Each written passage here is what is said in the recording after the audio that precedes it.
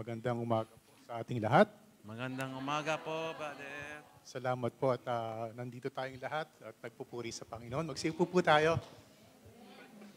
Mahalaga po pag-uusapan natin ngayon. Mapapansin po natin na sa second week tayo ng Advent. Ang pag-uusapan po natin ngayon tungkol sa Sacrament of Healing. Tatanungin natin ano pa yung sakramento ng healing. First slide po. Magkakaroon tayo ng objectives para sa umagang ito para matatantaw natin ano ba dapat yung makukuha ko sa pag-uusapan natin sa araw na to. Yung first slide po.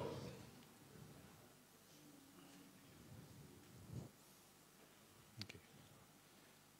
Sige, sakramento ng healing. Susunod po, makita natin sa picture, dalawa yung stained glass image na nando doon. Pag sinabi natin kasing sacrament of healing, sa simbahang Katolika, yung nababahagi po yung ating 7 sakramento sa different na groups. Yung pag-usapan natin yun, which is sacrament of healing, dalawa pong sakramento ang kasapi nito. Una yung sacrament of confession or sacrament of penance and anointing of the sick. So yung agenda natin sa umagang ito would be the objective. Ano ba yung basis ng sakramento? Bakit tayo may sakramento ng penance? Pwedeng tawagin din siya sacrament of confession, diba? Sacrament of reconciliation. Pare-pareho po ibig sabihin yan. Tapos makita rin natin paano natin maintindihan yung sakramento na to at panghuli, paano tayo makapag-participate. Susunod po na slide. Sacrament of healing. So makita natin, whenever we see itong CCC, kinuha to sa Catechism of the Catholic Church. So in-explain dito na yung sakramento na to is yung sakramento na to na pag-uusapan natin ngayon is napaka-importante para sa atin, lalo na Advent ngayon. Papansin natin, ano ba yung in-expect natin pagkapanahon ng Adventiento? Last 2 weeks ago, sinelebrate natin yung Christ the King. Diba? Tapos after ng Christ the King, nag-start na tayo ng Advent. Yung mapapansin natin, yung imahen kadalasan ng Christ the King, si Kristo Jesus, nakaupo siya sa trono. Either yung crown niya, nasa baba, or suit-suit niya. Ang pinapatungkulan natin to, pag nagtatapos yung isang liturgical cycle, ang pinoproklama natin dito is Christ the King. So He's coming. Ito yung kaharian niya na parating pa lang. Tatanungin natin ang bawat isa natin, bakit kaya napakahalaga na magkaroon ng na iproklama natin si Kristo na hari? Mapapansin natin, nung panahon ng mga Hudyo, yung mga Israelita, pumili sila ng hari. Sabi nila sa kanilang mga propeta, we want a king. So pagka nakita natin ito, mismo yung mga pinili or mga tinalaga ng Diyos, napili ng Diyos ng mga tao, gusto ng mga tao na magkaroon sila ng hari. Sabi niya, yung mga kapitbahay natin, mga bansa, may mga hari, gusto rin namin magkaroon ng hari. So sinasabi natin dito, yung mga panahon na yon, tinatwa nila yung Diyos. Ayaw na nilang kumuha mismo ng direction or yung mga paano sila tatahak sa kanilang pamamaraan sa Diyos mismo. Gusto na nila magkaroon ng hari instead ng mga propeta at that time. So binigay sa kanila yung hari. So papansin natin, more than how many years now, we're proclaiming recently lang yung Christ the King. After that, sineselebrate na namin Advent. So susunod po na slide. Question. Pag kayo po meron po bang mga doktor dito, yung nurses? Meron po ba? Okay. So kahit po hindi nurse or question. Pag may sakit po tayo, anong ginagawa natin? Usually. Kumakain ng gamot? Ano pa? Anong ginagawa natin pag may sakit tayo? Self-medication. Tama siya. Kadalasan ganun tayo, di ba? Bago tayo pumunta sa doktor, ang kinukuha natin self-medication. Anong gamot ang iniinom niyo madalas? Panadol? Biogesic? Ay, mga ganun. Meron pa bang Alaxan? Ay, mga ganun. Sino sa inyo may maintenance? Oh, ang daming nakatas ng kamay. Pati si John, batang-bata ka pa, may maintenance ka na. Yun ang tanong. Bakit pag may sakit tayo, nagsa-self-medicate tayo, or may maintenance tayo, pupunta tayo sa doktor? This is very significant. But do we ever go to God through the sacrament of healing or through the sacrament of penance? So makita natin dito, understanding natin, objective natin, ano ba tong sakramento na to? Tapos in preparation for the Advent season, this is what we would learn. This coming December 9 and 10, di ba magkakaroon ng recollection? Tapos may mga pare na nandoon para duminig ng ating mag-participate tayo sa sacrament of penance. Susunod pong slide. So makita natin dito, ano ba basis ng sacrament? Una-una, sacramental economy. Pag nadinig natin yung word na economy, ano ibig sabihin ng economy? Ano po? Economy? Magkano ba budget nyo para sa sa Noche Buena? 500. Lahat mura sa economy. Ano sabi nila? Japan? O, Qatar? Dapat meron tayo. Hindi ba dapat Diyos ang sagot sa lahat ng kahirapan? Wow! Sacramental economy. Kasi sa konsepto natin, especially para sa atin, na OFW, overseas migrant worker. Kasi ang definition sa Pilipinas ng overseas migrant worker, as long as you're 18 years old, pwede ka nang i-dispatch siya. Totoo yan. Nasa batas yun sa Migrant Workers Act, tsaka sa yung pagka-create ng opisina ng migrant workers. Basta 18 years old ka, pwede ka nang lumabas ng bansa. Sa Qatar nga, if you're 16 years old, you could work. Pero hindi katulad doon na nag-work ng mas matanda. Limited yung number of time. So pag tinitingnan natin, sacramental economy, may gusto akong bilhin. Okay, may gusto akong bilhin. Magkano na ba ngayon yung jasmine rice? 16, meron pa. Di ba? Pag sale, Qatar reals yun, di sabihin, di ba? Ilang kilo yung makukuha mo sa 23 reals? 5 kilos. There's an equivalent amount. Gusto mong kumuha ng goods, babayaran mo siya. Okay, pero may tanong kay Kristo ng isang Pariseo. Dapat ba tayong magbayad ng taxes sa mga Romano?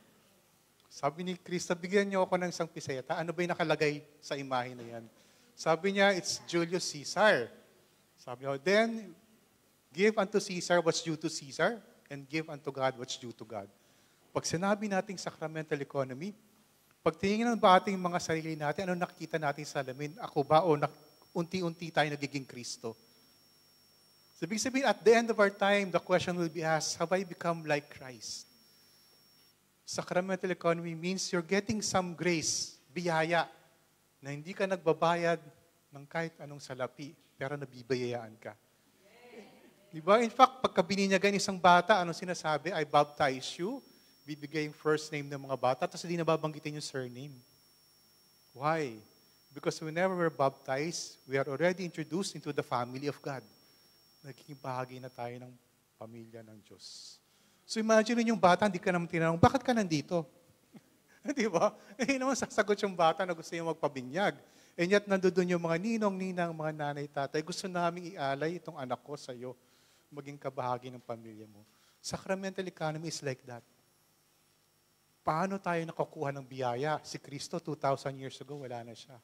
Nandito yung simbahang katolika. Pinanatili niya yung sakramento so that meron tayong pagkukuhanan ng grasya. So pangalawa, makita natin, yung sakramento is instituted by Jesus Christ. Si Kristo mismo naglagay doon ng sakramento. Sa ating mga Katoliko, meron tayong 7 sakramento. Sa mga ibang Kristiyano, they only have 2. So imagine paano na tayo sa atin sakramento na meron tayo, paano yung sakramento ng ibang mga Kristiyano na hindi sila naniniwala na may sakramento na gano'n. Makita natin, yung sakramento na ito, binigay ni Kristo, tapos paano siya mapanatili? Para siya mapanatili, inihabilin to sa simbahan. So it's also a sacrament of the church so that we could continue on getting grace. Yan yung importante na meron ganyan. So next one po, tuloy-tuloy natin. Next slide po siya. So makita natin sa mga bahagi na to, pag nakakuha tayo ng grasya, ano ba yung mga 3 paraan para makakuha tayo ng grasya? Una-una, panalangin. Prayer. Pangalawa, good works. Meritorious work. So ibig sabihin, gagawa tayo. At pangatlo, yung sakramento. Yung sa unang halimbawa, pagkuha natin ng grasya or biyaya sa ating Panginoon, pag ginawa natin kasing Filipino, yung gifts, or ano yung gifts or grace sa Tagalog? Biyaya, minsan regalo. So imagine nyo yung grasya natanggap natin, it's not something physical. Tulad sa baptism, you get something there na nandoon siya. Samantalang sa sakramento na ito, binibigay sa atin automatically. Sa unang halimbawa na pagkuha ng grasya, yung prayer, you have to make an effort. Maghihinto ka, magdadasal ka, tapos meron kang sasabihan, meron siyang forma ng prayer. Pangalawa, meritorious work. Gagawa ako ng gawain. It takes time also, and it takes effort. In fact, pag dumating ka sa punto na sinasabi natin, gagawa ko ng works, probably yung works na ginawa natin, meron siyang negative impact sa atin. Hindi natin nagawa yung kagustuhan ng Panginoon. So akala natin mabuti na, pero minsan nagbibigay ito sa atin ng something that we did not expect. Kasakrament lang magkakaroon na automatic na binibigay yung grasya. Next slide po. So makita natin dito sa sinasabi, understanding the sacrament, sabi niya, peace be with you, as the Father sent me, so I send you. When he had said this, he breathed on them and received the Holy Spirit. Ang sabi ni Cristo rito, whatever you have forgiven, it would be forgiven. Whatever you would hold, it would not be forgiven. So makita natin si Cristo mismo ang nagbigay sa kanyang mga apostles. Nung time na nag-appear siya sa mga apostoles, this is the basis na si Christ mismo nag-install.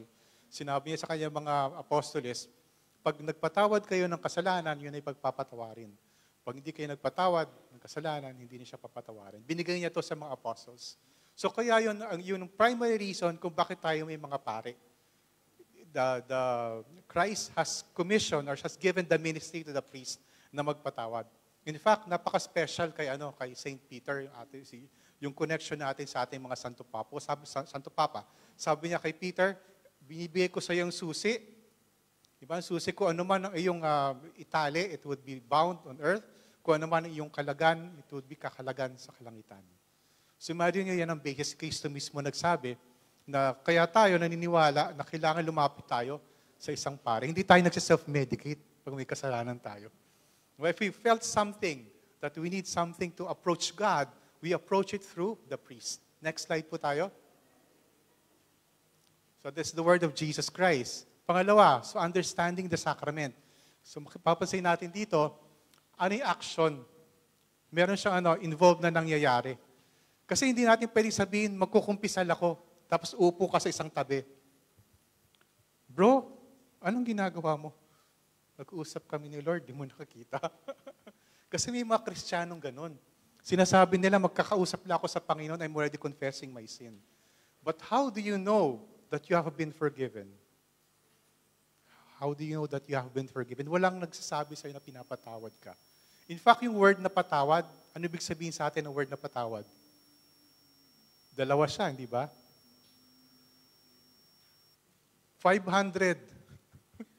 yung budget mo. Pwede po bang 750? Tumawad pa siya, di ba? Tumawad pa siya, nabigyan ka. Sis, nagkasala ako sa'yo. Patawarin mo ko. Two things. You're asking for forgiveness. You're giving something also. There's no exchange of money. There's no exchange of good. But there's an exchange of heart.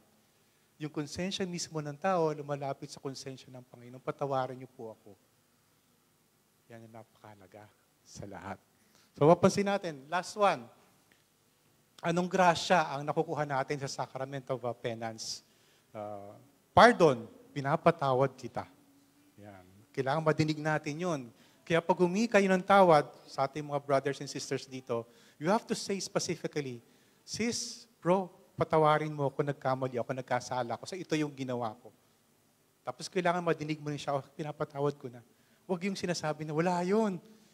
Kasi pag patawaran, kailangan madinig mo, you have been forgiven, nabibreak yung tali.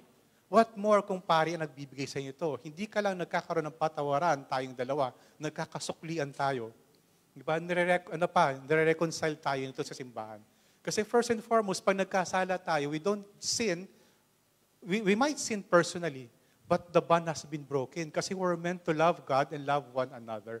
So pag nagkakasala ako, ang nasisira ko yung ugnayan ng pagmamahalan natin sa bawat isa, pagmamahalan sa Diyos at tayong lahat. Kasi nga, meron tayong communion of saints. Talamitam na mga banal. So lahat ng magagandang bagay na pwede natin ilagay doon, the blessing, the grace is there. So yun din kailangan pagkuhanan natin para makakuha ulit tayo. Next slide po. Maaring tanongin natin, sabi rito, the revised formula. Ito ginagamit na siya ng April 2023. pag naghingi ka ng pagpapatawad, ito yung sinasabi ng pare. So, ina-absolve ka niya. So, mapapansin natin dito, sinasabi ng pare, pag in-absolve ka na, pag pinatawad ka na sa iyong kasalanan, I forgive you in the name of the Father, of the Son, and of the Holy Spirit. Yung last word, in the name of the Father, and of the Son, and of the Holy Spirit. Anong significance nun? Anything? In the name of the Father, the Son, and the Holy Spirit? Meron bang significance sa atin? Hindi ba nung binaptize tayo, I baptize you, Anthony, in the name of the Father, and of the Son, and of the Holy Spirit. So para siyang second plank sa atin. Pag nagkakasala tayo, di ba nabaptize na tayo? Kapiling, kabahagi na tayo ng pamilya ng Diyos. Nadudum pa rin kasi sa atin yung motivation, sabi natin, concupiscence. Pwede pa rin tayong magkasala. Kasi if we're looking at ourselves, pwede tayong mga, alam niyo ba yung banga, palayok, di ba, earthen yun, ganun tayo. Pwede tayong madungisan, pwede tayong mag-break, magkaroon ng lamat. So we need something, another type of grace, another type of sacrament to realize that yes, after nabaptize ako, pwede pa rin na magkasala, pero merong second chances. Yan. So imagine mo habang buhay ka, may forever, kasi pwede kang lumapit uli sa Panginoon at humingi ng tawad. Huwag tayong maghintay na malapit na tayong mamatay. Kasi if we have died already, how could we have asked for forgiveness? Maybe at the very last moment. So yun po, next one, makita natin. So how to participate? Ang first paraan kung paano tayo mag-participate is that yung buhay natin na Kristiyano, na siyempre, kabahagi na tayo ng Panginoon Diyos, it's an effort, it's a struggle. Bawat araw, we still struggle to become more like Christ. Maging kawangis ni Kristo. So that's conversion. Ang conversion, makita natin, hindi lang siya nakikita sa panglabas na anyo. Pero makita natin isang tao that have fully been converted, meron siyang kakaibang joy sa kanyang muka. Diba? Siguro ng mga first na hindi tayo nag-join sa prayer groups, parang ang bigat-bigat ng problema natin. Diba? Pero titingnan ko kayong lahat, wala kayong mga mukhang problema. Right? Diba? There's something there. They would ask you, what is your reason? Bakit parang walang, yung problema parang, wala lang. Andito pa rin tayo sa simbahan, di ba? Kasi madaling maging mabait, pero tayong lahat nagpapakabuti. That's conversion. Hindi ka lang mabait, pero nagpapakabuti ka pa. Next one po. So how to participate? So makita natin, how to participate. Interior penance. Kailangan muna meron kang konsensya na maramdaman sa loob. Kailangan, there's something na kukurot sa puso mo. I have realized something. Diba? Kailangan, minsan, halimbawa, pag nagkaroon tayo ng pagkakasala sa ating mga kapatid, titingnan mo pa lang siya, parang, kailangan ko siyang kausapin. Kailangan ko siyang, manghingi talaga ako ng patawad. Ask na, sana, makausap ko siya. There's something na bumabagabag sa'yo. So that's interior penance. Kailangan muna makonsensyang tao. Kasi kung lalapit ka lang halimbawa sa sacrament of penance, sacrament of confession, sasabihin mo lang yung problema, pero wala namang hindi mo man nararamdaman sa kaloob-looban mo, para siyang hollow. Wala siya kasi it was never in you that you have realized there's something wrong. Para kang may sakit, umuubo ka na, di ba? Tapos nasakit na ulo mo, okay pa ako, hihimatayin ka na, dire-diretso ka pa rin. There has to be something there. Maramdaman mo muna siya sa loob. May nagtanong nga sa akin, paano mong nalaman na it's not well with me? Siguro I have money, may kotse ako, may bahay at lupa ako, pero there's something missing. There's something missing. Have you reconciled with God? Have you reconciled with your brothers and sisters? Perhaps maybe nandito tayo, masaya tayo, pero baka back home in the Philippines, meron pa rin tayong relationship na hindi naaayos, relationship na hindi nabubuo. Okay. Perhaps end of the taon na. Tayo, pag gumagawa tayo, minsan nagkakasakitan din tayo sa gawain natin. Tatalo na tayo next year. It's time to reconcile. Next one po, so how to participate. Meron muna, mapansin natin yung mga literato na to. Okay, banga, nasira, isang taong may sakit, tapos isang taong may maintenance. Tapos, there's a plant also na tumutubo sa isang banga na basag. Pero there's also here a potted, sabihin natin banga, ang tawag nga, ano yan, di ba, sino sa inyo, no, nakaabot niyo mayroong tubig na nilalagay sa, sa banga, natapayan, o kaya yung may gripon, di ba? Yes, ayan. So pagka, habang nandoon siya, napakaigaya na uminom doon, di ba? Wala kang kailangang ice. Paano pag broken na siya? What could restore it? So makita natin doon, merong putter. So nire-repair niya yung lalagyan sa sidlan sa pamamagitan ng ginto. So imagine niyo si Kristo, pinako na nga natin siya sa krus. Diba, nagpakasakit na nga siya. And yet, nung umappear siya sa mga apostles, nadudong pa rin yung sugat. Hindi naman siya nabura eh. So, ibig sabihin lahat tayo, we have our own woundedness, but it has been healed. Ganon din pag lumapit tayo sa sacrament of confession, sacrament of penance, sacrament of reconciliation. Yung tuwa natin, yung ligaya natin is not a sign that we have forgotten, but we have survived. We have overcome all those things na akala natin, di natin malalampasan. Next slide po. So ito, paano natin gagawin yung sacrament of penance? May procedure siya. Nasa last few slides na tayo. Una, again, interiorly, examination of conscience. Examination of conscience. So papansin natin, how do I do the examination of conscience? Pwedeng pag-isipan natin, limbawa sabihin natin kayo ng recollection this coming 9 and 10. Bago pa lang tayo umatan ng recollection, doon naman yung imbitasyon ng simbahan na mag-participate tayo sa Sacrament of Reconciliation, sa Sacrament of Penance. Pag-isipan na natin, saan ba ako nagkasala? Ano ba yung mga bagay na kailangan kong pagsisihan? Kailangan ko nang hingin ng pagpapatawad. So yun ang gagawin natin. Sa mga adult, sino po yung mga adult sa atin? Above 21 years old? Yeah, above 21 years old. Pwede yung basahin yung 10 Commandments. Yan, daanan yung 10 Commandments. Saan ba ako nagkaroon ng dito? I missed the mark. Kumbaga, hindi ko napuntahan yung part niyon. Siyasatin natin yung ating mga puso. Yung pangalawa, sa mga youth naman, kasi nagtuturo ko ng catechism, level 7 and level 8. Yun. So, pwede nating i-guide sila. Ang basis naman yun, pwedeng tuko yung greatest commandment. Have I loved God? Have I loved my neighbor? Kasi isipin mo, halimbawa yung mga bata, hindi naman sila mga ngalunya, di ba? Parang magat sa nun. Pero sana it could happen. So you look at the 10 Commandments, isasahin yun. Importante actually, yung makita natin, yung i-confess natin yung grave sin. Ano ba talaga yung grave sin? Part siya ng mortal sin, yung 10 Commandments. Tapos ginawa mo pa rin siya, kahit alam mo na hindi po pwede. Tapos pangatlo, nag-participate ka willingly. Yun ang ibig sabihin na grave sin. Nasa 10 Commandments siya, tapos alam mong mali, ginawa mo pa, tapos nag-participate ka consciously. So yun, makita naman natin, halimbawa, di ba bro, pagka sa misa, may sinasabi tayong Confiteor, I confess to Almighty God and to you, my brothers and sisters, that I have greatly sinned. Through my fault to grievous fault. So I ask the Blessed Virgin Mary to pray for me to the Lord our God. Next slide po, pansinin natin.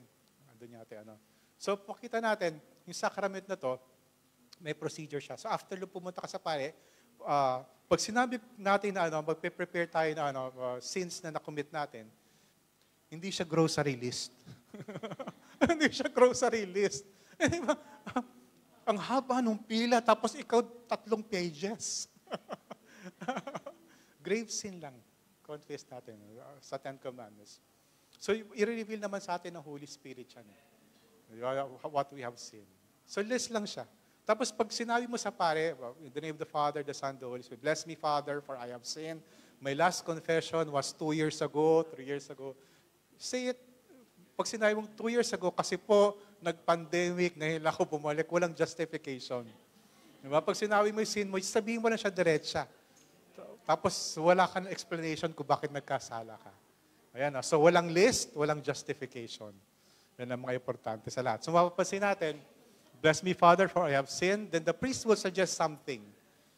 Imagine niyo yung penance, you have to do something to make amends. Yan, to make amends. Kaya actually, napakaganda yung prayer natin sa simula kanina. We're looking at the woundedness not only of us, but of our whole nation. Yung ang daming nakita natin doon na pagkakamali ng bawat isa. So how do you reconcile? Yan. So next one po.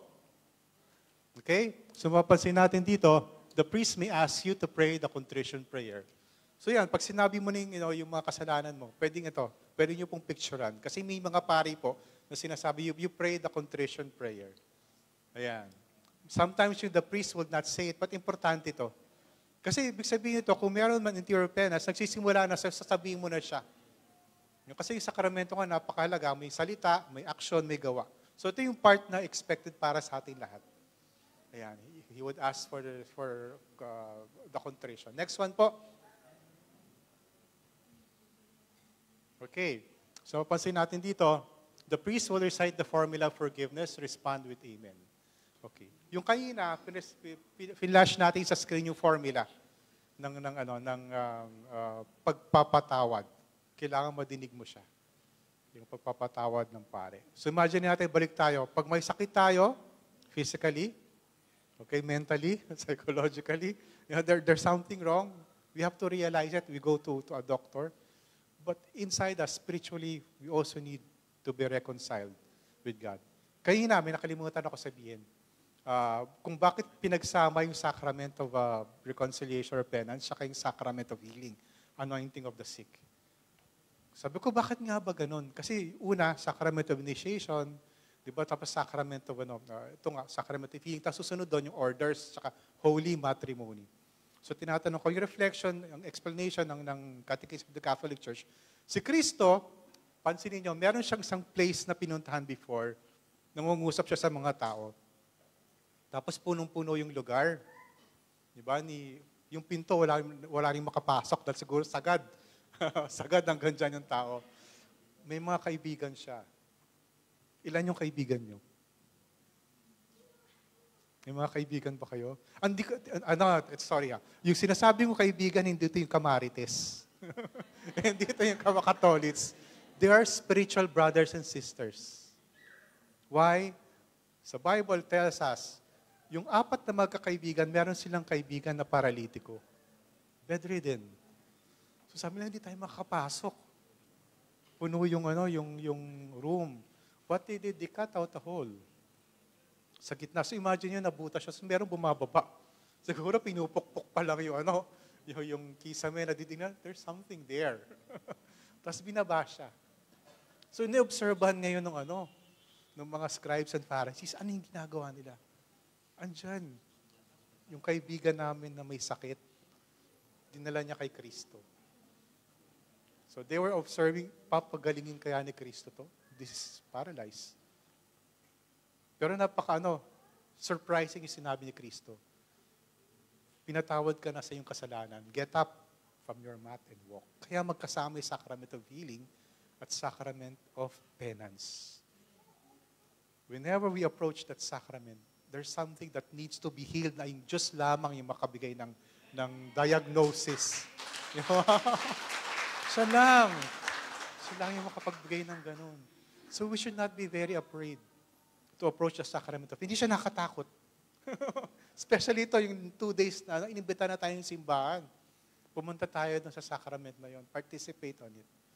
The most difficult part would be reflecting, yung examination of conscience. Baka wala na tayong konsensya. Hindi na tayo nakukonsensya. So as long as nakukonsensya tayo, alam natin the Lord is actually calling us. Para tayong paralyzed yan, kala mo okay ka, pero hindi ka lumalago spiritually.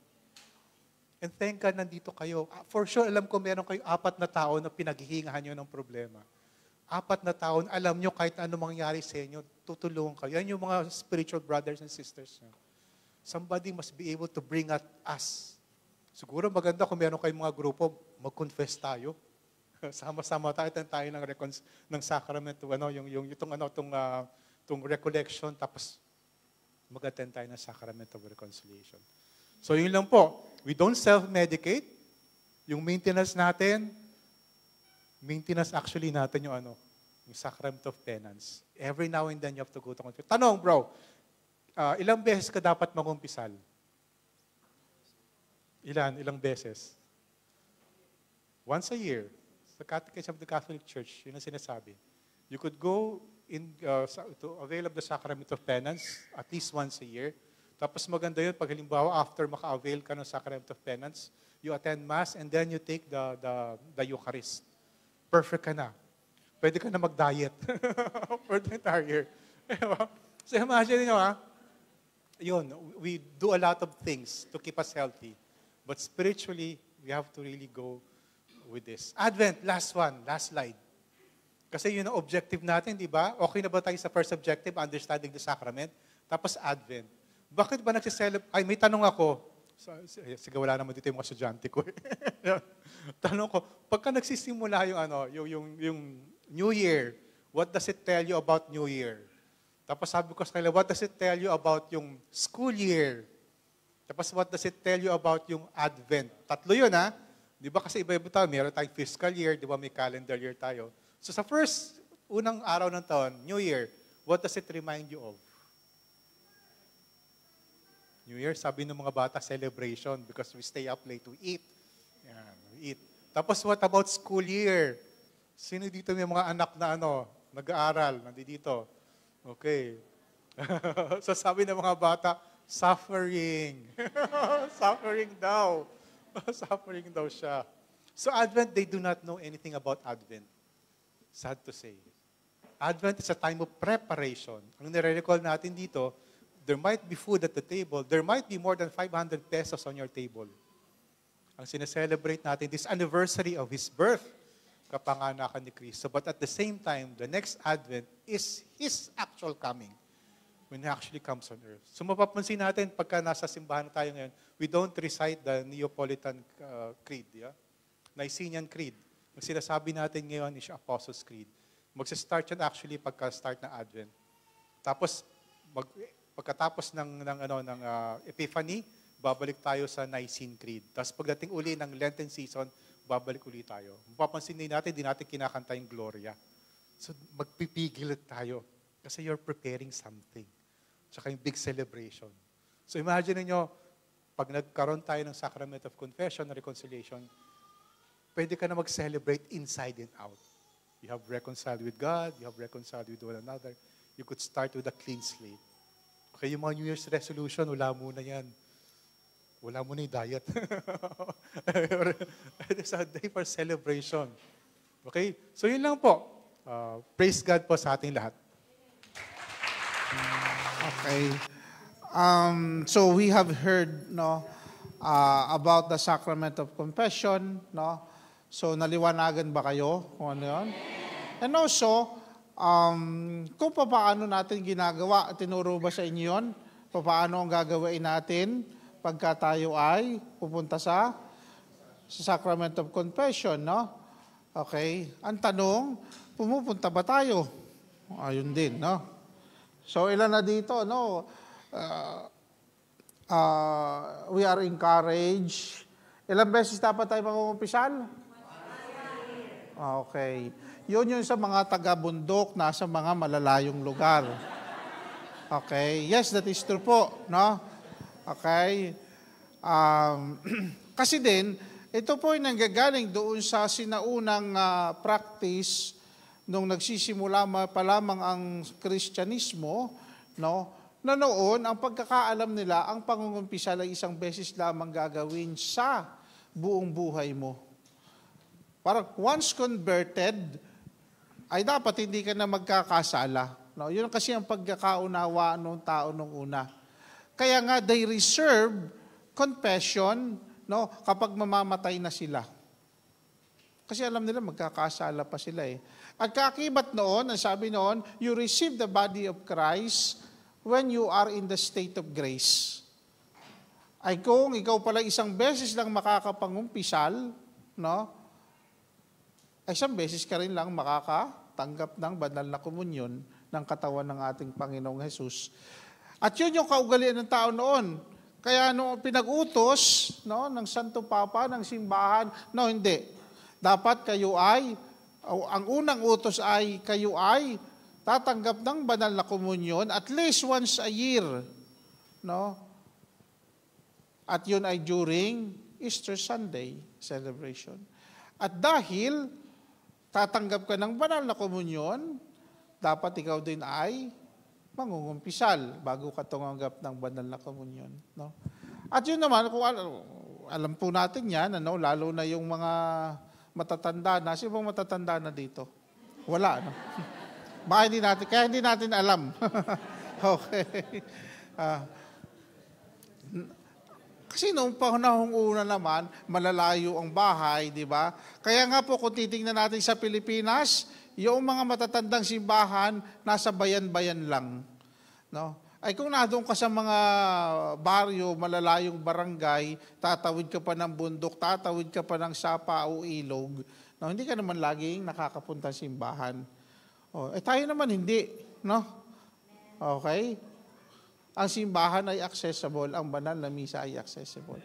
Kaya, hindi na applicable sa atin yung tinatawag na once a year. Narito na kayo eh. Simbahan na kayo. Hindi pa kayo makapunta, makasimbat, mangumunyon, mangumpisal. Di po ba? Sasabihin niya, hindi, once a year daw eh. Narito ka na eh. Okay? So, pero we encourage po, kahit kami sa seminaryo, we are encouraged to have confession, okay, at least once a month. Okay? May iba pa nga dito, nangungumpisan, nakakaano naman, araw-araw. Okay. Sa isang banda, maganda din naman yun na tayo, no? Pero, bakit isang buwan? Kasi maganda din po na naunawaan natin yung ating mga kasalanan. Kasi minsan kinakailangan din, halimbawa, nagalit, no? Hindi ka naman pagdaka, kinabukasan, nahimasmasan ka na.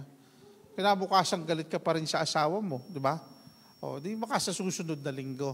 So, kaya nga po, may examination of conscience. Pinag-aaralan din natin, ano ba nang nangyayari sa akin? Bakit ko ba nagawa yung mga bagay na iyon? Kasi sa pangungumpisal, kinakailangan may resolution to change. No? Ay kung hindi mo nga naunawaan yung sarili mo, bakit mo nagawa iyon? Paano ko magbabago? Okay? Yun po yung isa sa paghahanda sa pangungumpisal. That we have understood, naunawaan natin yung kasalanan nating iyon para alam din natin kung papaano natin iiwasan o hindi na magagawa. Hindi yung pagdaka ay nagkasala tayo ay yes, nalulungkot tayo nalulungkot, nagkasala tayo sa Diyos at sa ating kapwa. Pagdaka tayo ay nagkumpisal. Pero dahil hindi naman natin naunawahan ng usay yung ating kasalanan na iyon, yun din, after some time, nagawa na naman natin. Tapos sasabihin natin sa ating sarili, naku, I'm hopeless, paulit-ulit na lang ako. Ito na lang lagi ang kasalanan ko. Kasi nga, hindi mo pinag-aralan, hindi mo naunawaan anong nangyayari sa atin. No? Minsan hindi natin matanggap kasalanan. Kung nalilito tayo, kasalanan ko ba talaga ito? Okay? Kaya nga dapat mahalaga. Anong sabi natin sa paggawa ng kasalanan? May 3 elemento. Okay? Anong una? Okay. As we examine our conscience, kailangan yung kasalanan natin, willingly ginawa natin with all our awareness. Alam kong mali ito. No? Kasi nasabi, Padre, dala po ng aking kahinaan, tumigil ka. Ang unang elemento ng kasalanan, we know it fully and we fully consented. Kaya nga, inaako, kaya nga yun yung dasal natin pagka tayo ay nagsisimula ng misa, inaamin ko sa makapangyarihang Diyos. Kaya kung kasalanan ng ibang tawag mong ikukumpisal. No? Father, kaya po ako nagalit kasi po gawa naman nung kasama ko sa trabaho at sa bahay. Hindi mo pala kasalanan eh. Di ba mong ikumpisal, di ba? Mahalaga din po yun, tindin nyo. May isa naman, hindi mo naman talaga kasalanan. Okay? Kasi mas hindi din po, Father, kinukumpisal ko just in case. No. Dapat, kaya nga tayo binigyan ng Diyos ng utak upang tayo makapag-isip. No? Maako natin. Kasi inaako mo, kung makukulong ka, aakuin mo. Sabi, just in case, kasalanan ko, ikulong mo na ako. Sasabihin ba natin ganon? Hindi naman. Okay? Kaya pinag-iisipan, kasalanan ko nga ba to? Kasi mahalaga yung pag-amin sa kasalanan. Kasi alam mong ikaw ang may kasalanan, nagawa mo talaga iyon. Okay? At saka kahihingi ng tawad sa Diyos. Okay po? So, Sa loob ng isang buwan, okay, weekly or every other week, no? May nagawa tayong kasalanan. Kaya nga mahalaga din. Tanyo, pagka po yung dire-diretso yung pangungumpisal natin, we also become sensitive doon sa kasalanan. Kasi kapag ang tagal mo ng hindi nangungumpisal, 5 years, 10 years, may mga ganun eh. O nung pagka first communion, ang huling yun ang una't huli. No? Father, ako po yung huling nangumpisal nung pagkatapos po ng first communion ko. Okay. Kaya anong masasabi lang 2, 3 na kasalanan? Tagal-tagal mong hindi ngumpisal. Kasi bakit Kasi hindi mo na ma-distinguish ano nga ba yung kasalanan. Nalimutan na yung iba? O yung iba kasi hindi mo na matukoy. Kasalanan nga ba ito? Okay? Pero kapag tayo ay patuloy, constant yung pagkukumpisal natin, mas nagiging sensitive tayo. Ito pala'y kasalanan. Ito pala'y hindi kaaya-aya sa harapan ng Diyos. No? Kasi ang alam lang natin, wala naman akong pinatay, Father. Okay? Pero hindi lang yun ang kasalanan. Kasi pumapatay din tayo sa pamamagitan ng ating mga salita, mga aksyon. Okay? Kaya nga ang sabi, that is the process kaya nga may purgatory sa ating pananampalataya. Kasi walang makahaharap sa Ama ng hindi banal. Okay? At yung sensitivity natin sa mga kasalanan, kasi alam natin ito hindi kaaya-aya sa Diyos. Parang nagmamahal lang yun. Sino bang nagmamahal dito? Yung asawa mo. Sa tagal-tagal mo nang kakilala yung asawa mo, alam mo na yung hindi ayaw niya. Not necessary kasalanan nga eh. Pero dahil alam mong hindi ito, dahil ito yung nakaka-play sa asawa mo, itong ginagawa mo. Dahil alam mong itong mamumunting bagay na ito, hindi natutuwa ang asawa mo, hindi mo na ginagawa. Okay? Kasi dahil nakilala mo yung asawa mo, ganun din tayo. Habang nagtatagal, okay, hindi din natin gagawin. Hindi lang basta hindi tayo papatay, hindi nang aangalunya. Wala naman akong kabit, wala naman akong pinatay. Yun yung general. Pero nakikita natin as we go along with our journey of holiness, more and more we realize, ito mga bagay hindi kaaya-aya sa Diyos. At ito yung mga bagay na aking iiwasan. So once a month, mangungumpisal kayo. Okay? Don't worry, hindi ko natatandaan. At hindi ko na naman tinatandaan. Okay. Okay. Sige, itong kasalanan ito. Ano nga ba kasalanan ito? ito. Okay. Tsaka bawal din po yun sa pare, Hindi ko pwedeng sabihin na, nangumpisal ka sa akin, kumusta na? Nagbago ka na ba? Hindi po pwede yon kasi that is indirect violation of the seal of confession. Kapag nangumpisal, kaya nga kahit anong ikumpisal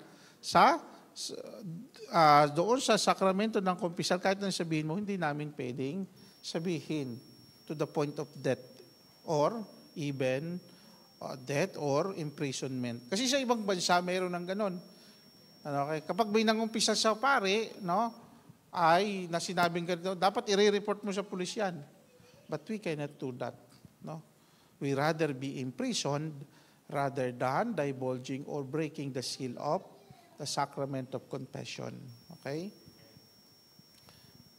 Excommunication ang parusa sa pare na magsasabi o magbe-break ng sacrament of confession. Okay? Pero sa tao kayo, pwede nyo sabihin ang kasalanan ninyo. Okay lang. Sabi, nangumpisal ako kay Father. It's okay. Pwede ko pwedeng sabihin, nangumpisal ka sa akin na. Sa harap lalo ng maraming tao. Kahit na ikaw lang. Okay? Kaya nga minsan may may nangumpisal sa akin tapos pupunta sa akin ng counseling. Father, di ba po sinabi ko sa inyo dati na alam nyo na, Father, yung kasalanan ko. Kahit sa iyo, hindi ko pwedeng sabihin na nangumpisal ka sa akin. Okay? Kahit tayo lang dalawa. Okay. Father, alam mo naman, kinumpisal ko na sa iyo yun eh. Unang-una, hindi ko natanda. At bawal din yun, Kung gusto mo, di sabihin mo uli. Din pag-usapan natin. Pero hindi maaaring ako yung magsasabing, di ba, naumpisal ka sa akin before, gato na. Okay? Ganun po kahigpit yung seal of sacrament of confession. Okay? Kasi kasalanan yun eh. Kaya nga sinasabi natin ang sikreto. Okay? Kasi we believe na, una sinasabi natin sa Diyos at ito ay, kasi ayaw nating mapahiya kasi ang kasalanan ay nakakahiya. Ano? Kaya nga yung ibang sekta, sa Diyos na lang. Wala na. Sa Diyos na lang ang nakaalam. Okay? Pero kaya, it is also an act of courage and humility to confess our sins to our fellow human beings. Pero itong sakramento ng kumpisal, hindi lang sa fellow human being. Ito talagang itinatag ng Diyos. No? Kasi mahalaga din yung nararamdaman natin at napapakinggan natin na tayo pinatatawad. Okay? So, mangungumpisal na ba kayo? Okay. So, once a month, mangumpisal po tayo. Pagkatapos nating pagnilayan, usisayin ng ating konsensya. At alam din po naman natin ito na kapag tayo ay nakakapagkumpisal, gumagaan din ang ating kalooban. No? Kasi may mga bagay na hindi natin pwedeng sabihin sa ating kapwa. No? May mga bagay na hindi natin pwedeng sabihin at hindi na natin kailangang sabihin sa ibang tao. It is between you and your God. At kung nangumpisal ka doon sa kasi sabi ko nga, wala na. Parang wala naman ako natatanda ang kasalanan ng ninuman. O walang nangungumpisal sa inyo sa akin. It's either that. No? So it is, confession is whispering to God our shamefulness, ang ating kahiyahiyang pagkatao ay ating ibinubulong sa Diyos at humihingi tayo ng kapatawaran. Okay? At ito po yung ating paghahanda, kaya nga laging ito, kasi kaya nga laging ito, no? Una kasi sa conversion yung pagsisisi sa kasalanan. No? At ito yung paulit-ulit na ginagawa natin. Pagsisisi sa kasalanan at pagsunod sa kalooban ng Diyos. Kahit po yung ating baptismal vows, ano ba yung baptismal vows natin? Una, diba tinatanong tayo, tinatakwil mo ba si Satanas? Okay. At ang kanyang mga pang-aakit. At ang kanyang mga gawain. Pagkatapos noon, sasabihin naman sa atin, tatanong sa atin, sumasampalataya ba kayo sa Diyos amang makapangyarihan sa lahat? Okay, etc., etc. Okay? Kasi hindi sapat na ikaw ay walang kasalanan. Kasi ang mas mahalaga, ikaw ay sumusunod sa kalooban ng Diyos. Kasi ang pinakamabuti at pinakamabisang pag-iwas sa kasalanan ay pagsunod sa kalooban ng Diyos. No? Kasi minsan ganun tayo no? Na tayo ay, paano ba ako iiwas sa kasalanan? Okay? Brother, paano ba ako, pag napatingin kasi ako, napapalingon ako ganun. Okay? It is not simply about avoiding sin. Kaya nga sabi ng ating Panginoong Jesus, if you want to remain in my love, you follow my commandments. Hindi niya sinabing, if you want to remain in my love, you do not sin. Kasi alam ng Panginoon, magkakasala tayo. Sabi ng Panginoon, sundin mo ang kalooban ko. At kapag sumusunod ka sa kalooban ng Diyos, ibig sabihin, lumalayo ka sa kasalanan. No? It is the very power of God. Hindi na tayo naghihintay ng kung ano-ano pa. The mere obedience doon sa kalooban ng Diyos, yun na yung kapangyarihan ng Diyos sa atin. Kasi ilalayo nun tayo sa masama. No? Kaya kapag tayo nagpapatawad, sabi ng Diyos magpatawad, no? Yun na yun Nilalayo ka na ng Diyos sa masama. Kasi pag nagpapatawad ka, no? Mas magagaan ang pakiramdam mo. Okay? Pagka hindi ka kasi nagpapatawad, anong iniisip mo? Maghiganti. Diba? O mag-isip ng masama sa kapwa. O saan ka dadalhin noon? Kung laging paghihiganti iniisip mo, one day magagawa mo yun. Okay? And therefore, another trouble, another problem. No? Pero kung nagpatawad ka, ay tinatapos mo na. Okay? So, if you want to remain in my love, you follow my commandments. And that is our, even our worship to God. Kaya di sapat yung praise the Lord lang, no? Kung hindi, ang sinasabi ni ni San Juan Bautista ngayon sa ating mabuting balita, anong sabi niya? Doon sa mga Pariseo at sa mga Saduceo, anong sabi niya? Ay, ipakita ninyo ang inyong pagsisisi sa inyong pamumuhay. Okay. Doon nakikita yung pagsamba sa Diyos sa pamumuhay natin. Okay po. So tayo ay magkukumpisal. Okay. Ito pong gawain ito, parang nagdadalawang isip akong i-promote ito eh. Kasi mahirap eh. Buti kayo kung pupunta doon. Ako kung I have to be there, I have to sit there, pakinggan kung kasi para kaming tapunan ng basura. Okay. Kaya nga po mahalaga din na sa pangungumpisal nakapagdasalan nyo na examine ng conscience para yung kasalanan nyo na lang ang inyong sasabihin. Hindi na kayo magkukwento, Bagamat totoo na ang ating bawat kasalanan ay may kwento naman, May kwento, Hindi naman tayo nagkasalang pagdakay ganun lang. Hindi naman tayo masamang tao kaagad, Pero along the way nagkakasala tayo. Paano mo ginawa? Wag mo nang ikwento kay Father. Okay? Kasi may kasunod pa. Okay. Yung sama ng loob, counseling na dapat yon. Wag na daw pero siyempre nga, kaya wag din kayong sasamahan loob sa pare kapag kami siya kinakat sasabihin sa pare, hindi na yan, go straight or directly to your sin. Kasi kinukwento natin, o minsan nga, yung sama ng loob natin ang ating nasasabi, Kasi wala rin naman tayong mapagsabihan, okay? Pero huwag sanang sasama ang loob ninyo kung ikat kayo, okay? Pero sa akin kasi hindi ko na rin kinakat, nagtatagal nga lamang, Kasi kinukwento natin ay sama ng loob sa asawa, sa pamilya, okay? At sa mga kabiguan natin sa buhay. Pang Helen Bella, okay? For that, you can ask the priest, Father, pwede ba ako mag-counseling o pwede ba kayong makausap? Kasi minsan, ganun ini-o-offer ko. Pwede bang pagkatapos mag-umpisal ka na lang, pagkatapos we can talk about this. Okay? Kasi ang dami rin naghihintay pa. Okay? So that is not the proper forum for that. Kaya nga, sasabihin, Father, ako po ay nagalit. Ako po, Father, ay nakakuha ng perang hindi akin. Father, ako po ay nakatingin ng may pagnanasa sa aking kapwa o kung ano man. Ako po ay naiinggit at mainggitin. Okay? Ako po ay magagalitin. Okay? So, ganun po ang pangungumpisal. Kasi alam mo na.